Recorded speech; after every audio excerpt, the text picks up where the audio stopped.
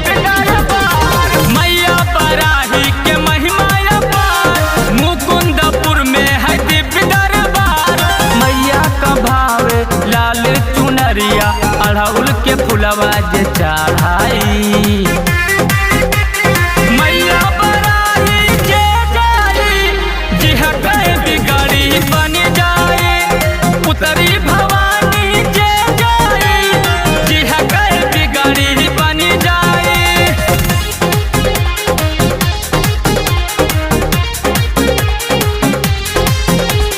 मैया बराही जे जाई, जिह कहे बिगड़ी बन जाए। मैया के नाम पुकारे जे प्यार से, खाली नहीं जाए इनके दरबार से। बहुत कृपा बाटे इनके दरबार से।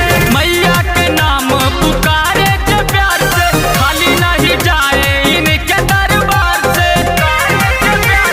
कई कई चमत्कार मैया हमार, दुखी भगतन का दियत ही